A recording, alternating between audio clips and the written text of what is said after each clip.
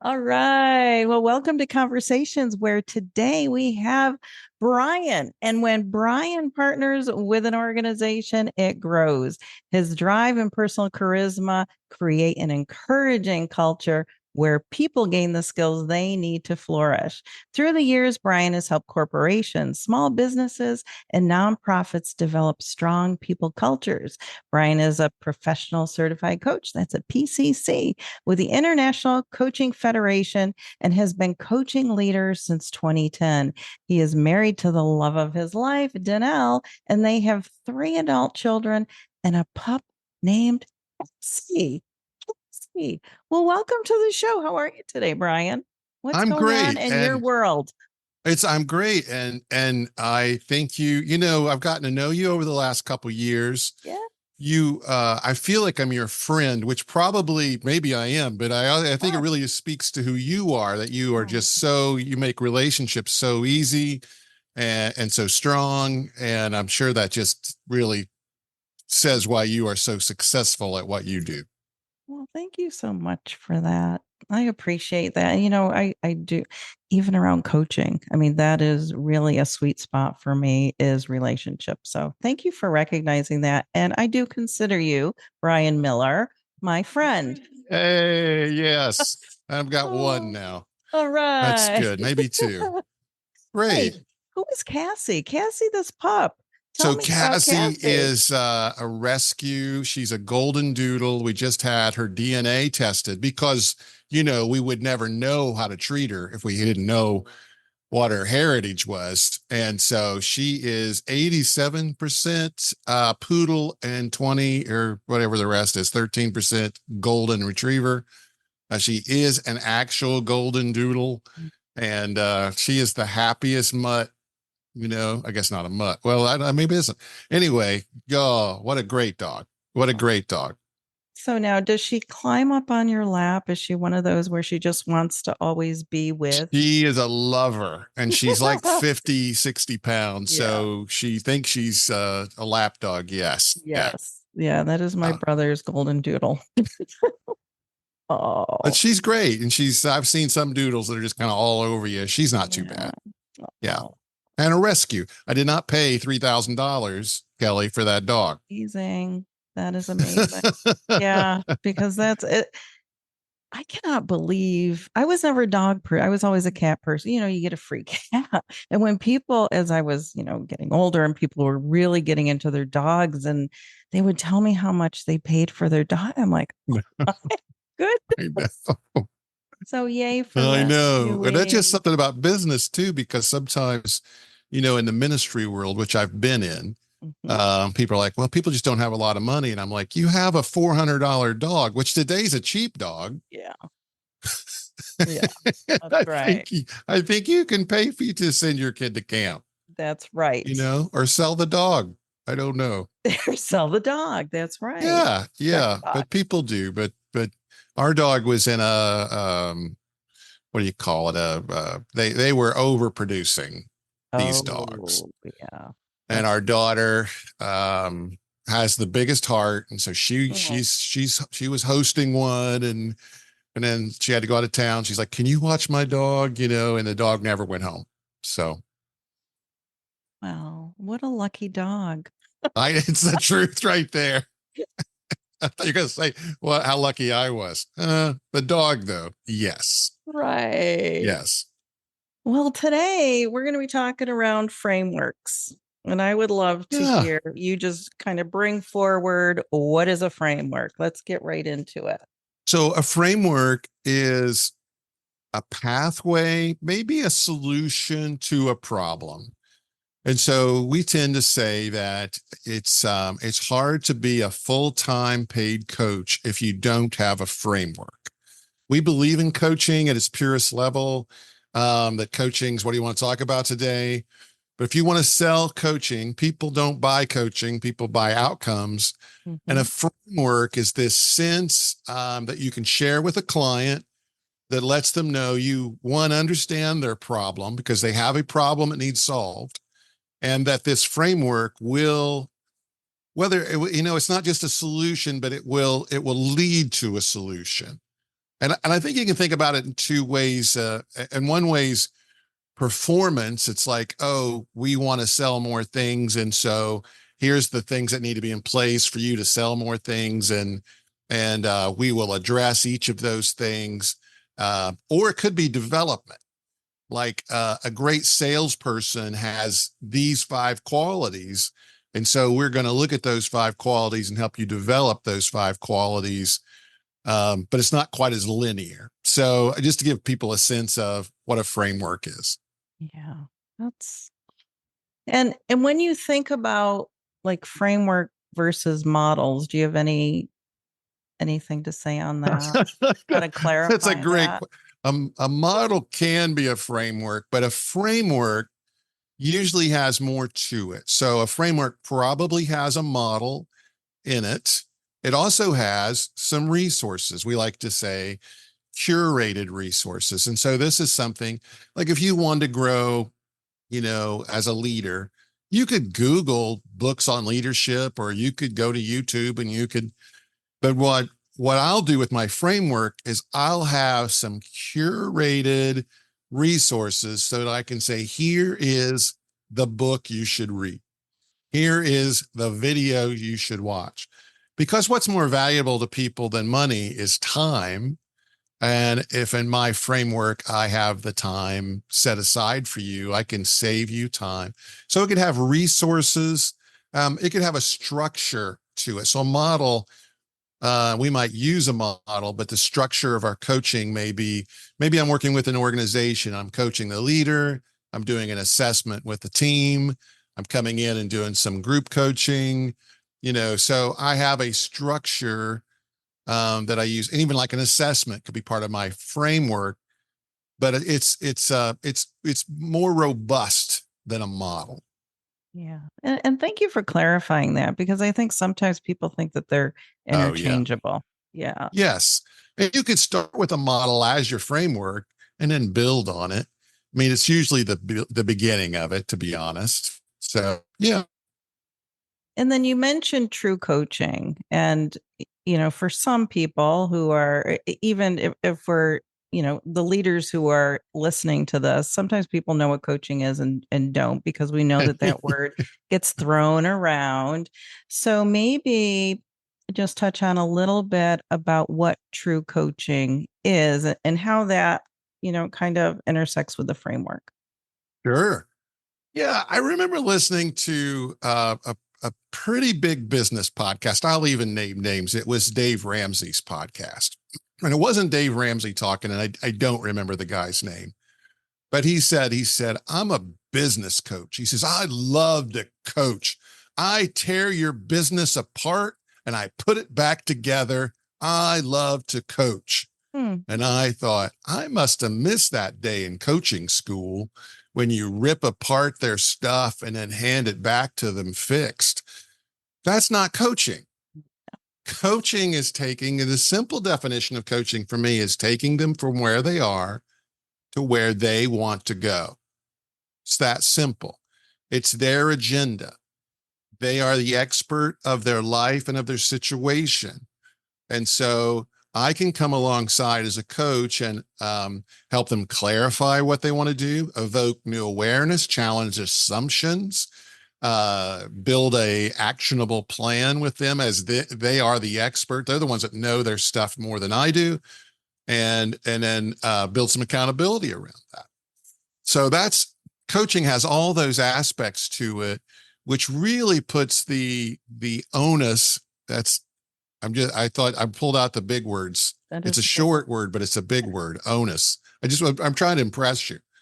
Um, it doesn't take onus on them, their responsibilities on them. And I think as a leader, even that's the thing is like, well, people just take responsibility and also at the same time, just do what I'm telling them. Well, I don't want them to just do what I'm telling them. I want them to take responsibility for the task that needs to be accomplished.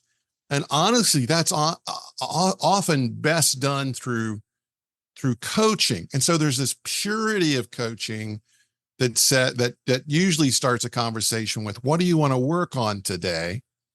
But a framework And we can talk about this later, but a framework allows, I say it's from where I am to where I want to go. A framework provides where I want to go.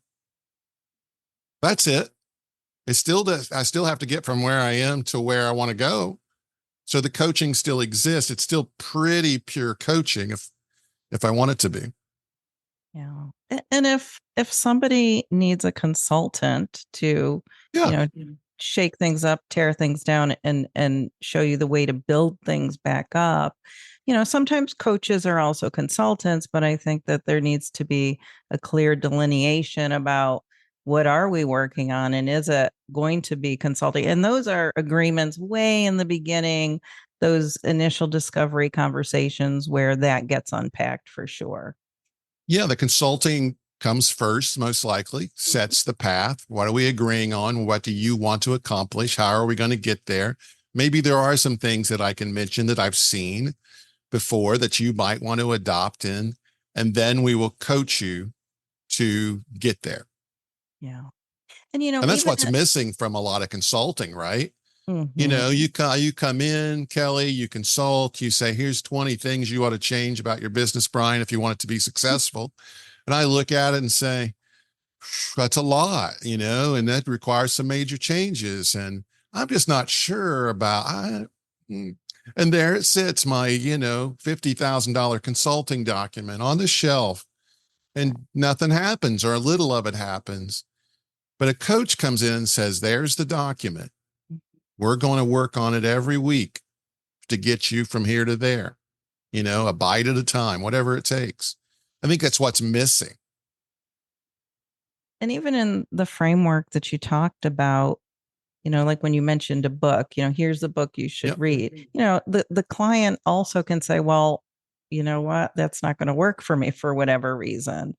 And it's within that relationship that things happen, whether it's like you said, they're the expert, they're in the driver's seat, they are saying yes or no.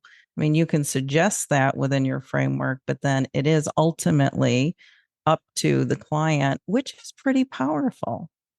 It needs to be. I don't know about you, Kelly, but I don't know how many conferences I went to early in my leadership life, came back and said, oh, wow, I now know what we need to do. And it's going to change everything. You know what? They're doing this in New York City, and it is just really killing it there. And then I come back to my small little town and I try to do what they're doing, and it's like, it doesn't work. And my employees look at me like, you're an idiot. And they know that I'll go to a conference next month and come back with what they're doing in San Antonio, Texas. It's unbelievable what they're doing in San Antonio, Texas. And so a coach can just help you be the expert and say, what's going to happen in your neck of the woods? What will work? How should it be set up there? Um, I think the idea of just taking something and replanting it where you are, honestly, it rarely works. Well, fit matters. That's with the coach, but it's also about what you're working on. And like you said, how you're bringing it back and what happens in San Antonio, Texas isn't necessarily going to work in Naples, Florida, where I am. So It's it's not just going to work in Naples, Florida. It's not. I mean, it depends on what it is, right? right. But no, coaching. So a framework's just this nice piece. It's one step removed from consulting. So another kind of coaching we talk about sometimes is formula coaching, which is a Dave Ramsey kind of coaching, which says, I want you to get you out of debt. And here's the first 4 steps. Now, what if I don't want to do the first step? Dave will yell at you. Do the first step. Just shut up and do the first step. Well, where's the coaching? How hard do you want to work? We're going to coach you around how hard you want to work. It's like there's not a lot of coaching there, but a framework, and it has that sense, right? A framework's not completed. A framework's an outline. A Mhm. framework's a structure, and you can build it out however, you have a lot of flexibility on how you're going to build it out. So it gives us a lot of input to know how to really move forward quickly but yet a lot of room for me to adapt it to my own situation. So, do you have, we talked a little bit about the example, and you just talked a little bit about that. Do you want to say more about an example of a framework? Sure. So a leadership development framework that I use with I have a business called P3 Leaders, p3leaders.com. And we have a framework for leadership development. And it goes like, because first of all, it shows us that there's a difference between development and performance. And so some people may think, a company may think, we want to, we want to sell more of these. We want to produce more of these. We want to, I don't know what it is they want to do. They have a goal, and performance is great, and we can coach around performance. But the other thing we can coach around is development. So people don't perform at the level that you want them to unless you develop them. And development looks a little different than performance. So I have a framework that I use that kind of shows, okay, here's what development looks like. It's very simple. I don't mind sharing it at all. First thing you need to do is learn to lead yourself. You need to learn to take responsibility. You need to stop avoiding conflict. You had an assessment of you need some self-awareness, about how you come across. And there's a lot of things there at the leading yourself level. The second level, which I use and I graphically show it as a stair step up, is leading others. And so we can all lead, we can all be leaders. I think that's, I can take responsibility for my deal. I may not be the leader, but I can be a leader. And that helps me know not only about myself, but about others, how they're wired, how to connect, how to communicate, all kinds of things. Then the next step up is leading teams. And so not only do I understand individuals, but now I understand how team dynamics work. How to have a good meeting is a team dynamic, that we just miss a lot of times. And then finally, the fourth step is how to lead an organization. And that's that has more competencies to it. Kind of describe what the competencies are. I describe what the pain points are, so it can kind of self-assess and say, oh, here's what I'm experiencing. I probably need development in that area. And then we provide some models. There's models in there about, how to get work done. And then we coach. Okay, now you know the information. How are you going to implement that? So that's the framework we use at P3 Leaders. Yeah. And so where can people find a framework? What would that look like? So even as we're talking, the best frameworks are discovered. Now, you may want to just go out and buy a framework that's really successful in New York City. Yeah. But but it may not be the framework that works in Naples, Florida. And so what I suggest, and it's another framework that I have for growing a coaching practice, there's this sense of start with who you know. And I think this is some of what you did. So as I've interviewed you, I'm like, well, how did you get, you do a lot of CEOs, how do you get CEOs? And you talked to me a little bit about that. And then I dug a little deeper, and it's like, I knew one. So you start with who you know and who knows you and likes you and trusts you, and you coach them purely. What do you want to talk about today? And you begin to recognize the problems. And if you coach enough CEOs or,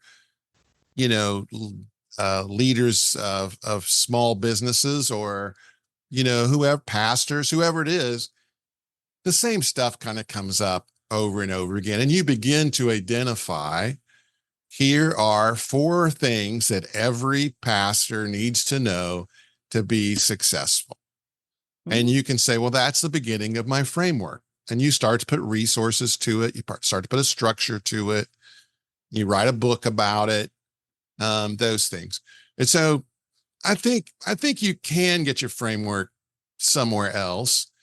And I did start to borrow a framework for P3 leaders. And as I looked at it, I've just done enough leadership stuff and what I just described isn't just my invention. Coach yourself, lead others, lead teams, lead organizations. Nobody's going, oh my gosh, that is so surprising. But what a framework really does is it goes, that's exactly it. Yes, That's probably written in every leadership book there is because it's so simple. that's right. I'm like, I actually don't think it's written in every leadership book, but it is It should be. so simple. And But people here, are afraid somebody's going to steal my framework. I'm like, nobody's going to steal. I mean, we're over, you've got to get it out there. You got to talk about it all the time. So get and it the out there. thing is, even if somebody were to use someone else's framework, how you deliver that, your uniqueness, That's right. it matters. And it Oh, is that's right. different. Yeah. And it goes back to also knowing your audience, if you will, knowing your clients and understanding what their needs are. Right. Yeah. And it's something we've discovered that may sound silly. As a coach, you need to be likable. Mm-hmm. People that have a consulting mindset, and maybe I'm overstating this, but at least you get what I'm saying, tend to think, well, if people would just listen to me.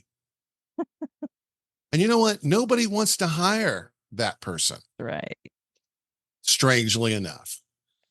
Yeah. It isn't that they want, but a suck up or somebody to kiss up. They want somebody competent, but also open. I mean, I maybe I am just sucking up to you. I don't think so though. That's you. You are competent and you're likable and you're friendly and you give respect and you command respect. So you need a good framework and you need to be a likable person, That's right. which takes a little work sometimes. Well, and it goes back to those three words that you used earlier, the know, like, and trust factor. I mean, Yes. those are imperative. And that's how business gets done, That's regardless of what that it is is. exactly right. And that's so funny too that you say that because I find, maybe I was like this when I was 20, but when I talk to 20 somethings, it's like, who do you know who could help? They're like, well, I don't want to get it, based on who I know. I want to earn it on my own merit. I'm like, which is not how anything has ever worked. I mean, maybe maybe the Olympics, but probably not even that. It's just no. And you and I are Christians, and guess what our faith is based on? Who you know, Absolutely. and that you can't do it And on your own merit. we're not supposed to. And my grandfather told me that a long time ago. It's not what you know, it's who you know. And I remember for the longest time, I was like, here was this, he was an immigrant from Italy, came over when he was 12, built his business, had three barber shops, amazing man. Wow. And just, I remember thinking, that's not right, That's right. but it is. And if you take those words and use them in the right way, Yes. that is just how life is. And yes, you do need to know something. It can't just always be relying on other people. And there are other No, factors that go into it, of but course. the basis of it, and I love how you kind of intertwined faith in there. That was brilliant right there. Well, I was coaching a guy just graduated from college. He was looking for an opportunity, and I'm like, who could help you with this? And he named some people, and he was just like, I just don't want to ask, and I don't want to bother them. And I just asked him, how would they feel if they knew you weren't asking them? Yeah, And he was truly like, they'd be upset with me. that's right. So ask. Go ask. Go ask. Yeah, absolutely. And you don't want to be, begging and always annoying, but people do. I want to give people opportunities. That's right. I like helping people who take the opportunities and do something great with it. So ask for opportunities and then work really hard to be successful at the opportunities you're given. And then people will want to give you more opportunities. That's I, right. I think there's a thing that's kind of comes out of the Gospels where Jesus told the disciples, go to somebody's house, and if they let you stay there, let your peace rest upon. And so we call that persons of peace. And that's what you're looking for in business. You're looking for persons of peace, people who look at you and say, you know what? I think we could work together. Mm-hmm. If you're constantly trying to convince people, you're doing it wrong. Absolutely. Absolutely. You're doing it You hit wrong. the nail on the head. I don't want to have to convince anyone. I want what I've done and the work that has been, uh, entrusted to me for people to see that, to know that it's good work, to know that anything that Bellum touches, we want it to rise into excellence. And for that to be what people see and know and want to gravitate towards and say, yes, I want to connect with you because, Of course. yeah. And a framework gives you a little bit ahead of you. If they don't know you, they can at least look at that and say, oh, they are addressing my problem. Mm-hmm. And That's and right. people will pay for outcomes. Mm-hmm. And so when you start as a coach to think, well, they pay $400 a session? I don't know. But if you can solve their problem, they'll pay That's $10,000. right. That's right. So you need to Well, stop thinking about yourself. and And the that's another framework, conversation yeah. around, yeah, about money and Oh, pricing yeah. and people and what are they willing to pay as far as getting those outcomes and people reaching their goals and why people do and why people don't. And yeah, that's another great conversation. Got to put that down. I'll come back. I'll come back. Oh, well, let me make sure that we have you mentioned your P3 leaders. I want to make sure that we get that in the show notes. Can you spell that out for me? P3leaders.com. So is it P and the number 3? Yep. Okay, Yep. perfect. .com. So that's where people can get a hold of you. Is There there are three any? P's. There are presence, purpose, and partnership. Those are the three Ooh, P's. I love it. And I think they just go right along with the development of leaders. I think you Yeah, have to have good presence. You have to have good partnerships. You have to have purpose. I mean, so, yep, that's it. terrific. And can people find you on LinkedIn? Yes. Yeah. Okay, I perfect. think P3 leaders, Brian Miller, Mm-hmm. Brian with an I, not a Y, not that hippie spelling, not that crazy. It's the old My fashioned. parents probably did drugs. I'm putting a Y in it. No. Just So BRIAN. that's right. Just like it ought to be. It's like it sounds. So Oh, well, Brian Miller, I appreciate you, my friend, coming on and talking to us about frameworks and really why they're important, how they're different than models. So thank you for clarifying that for our listeners, as well as just, allowing people to maybe get inspiration around how they can develop a framework to help their clients. So thank you for that. I want to give you the last word before I say goodbye. the last word, I think for me and as a Christian too, that the coaching work is kingdom work. Development is kingdom work. And God believes in people. God believes because he came to die for all of us so that we could have opportunity and we could have life. I just think helping people develop is such good work. And God bless all those who do it. Amen. All right, Brian Miller. Well, until next time, you keep doing great things and we'll see you soon. Thanks, Kelly. You're welcome.